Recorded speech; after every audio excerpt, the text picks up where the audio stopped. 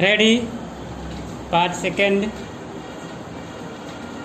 Start. महोदय, हमारे देश में राजनैतिक विचारों में जितनी भिन्नता है उसके मद्देनज़र यह एक असाधारण बात है, जबकि इनमें से ज़्यादातर लोग यही ठाने रहते हैं कि चाहे जो हो और जो भी मुद्दा हो उन्हें विरोध करना है।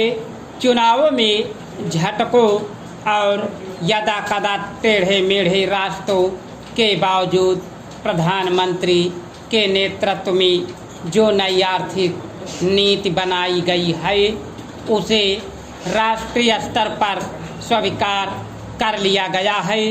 माकपा से लेकर जनता दल और भाजपा तक आर्थिक क्षेत्र में मूलभूत सुधार के अलावा पंजाब में नाटकीय बदलाव आया है।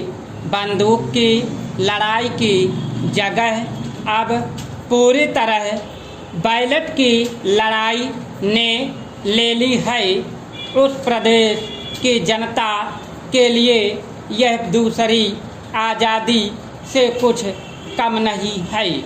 असम और उत्तर पूर्व के कई हिस्सों में भी ऐसे बदलाव आए हैं, हालांकि वे पंजाब जैसे नहीं हैं।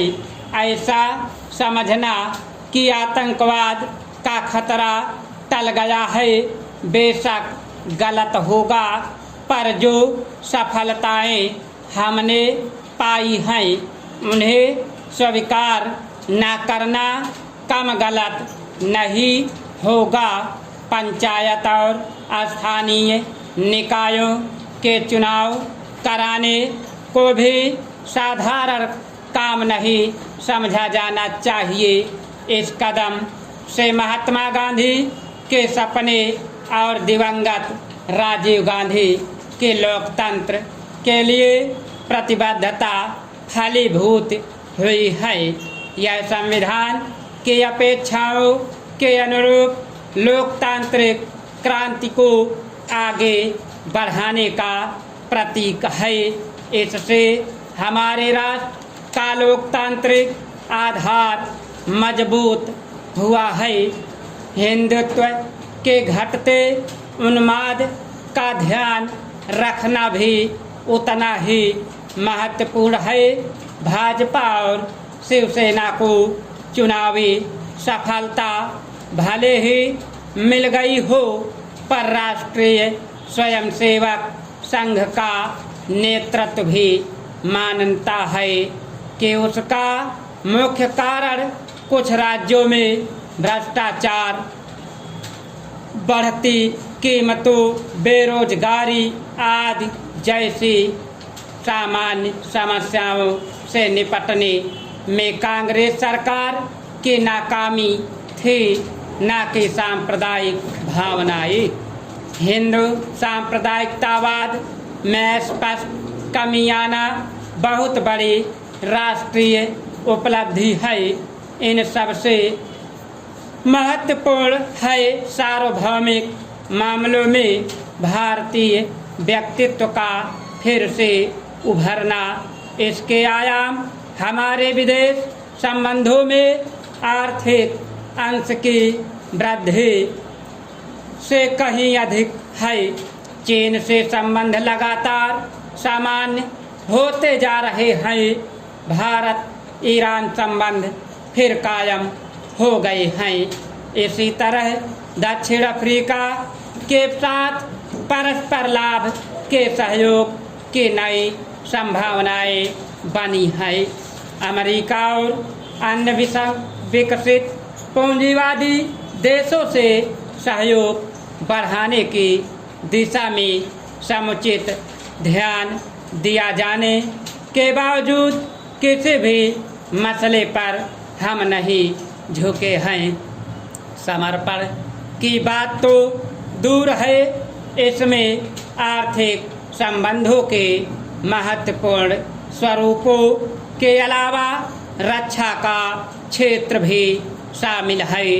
इसका सबसे ताज़ा उदाहरण है परमाणु अप्रसार संधि के मामले में हमारा अपनी नीति पर कायम रहना, जबकि इसके लिए हम पर कई दिशाओं से भारी दबाव डाला गया। गुटनिरपेक्ष आंदोलन को नई नीति देने के प्रयास भी चल रहे हैं। इन सब उपलब्धियों को मिलाकर एक वाक्य यह है कि प्रधानमंत्री ने सबसे बड़ा काम यह किया कि हमारे देश में शासन पुनः स्थापित कर दिया और लोकतंत्र को सुदृढ़ बनाया।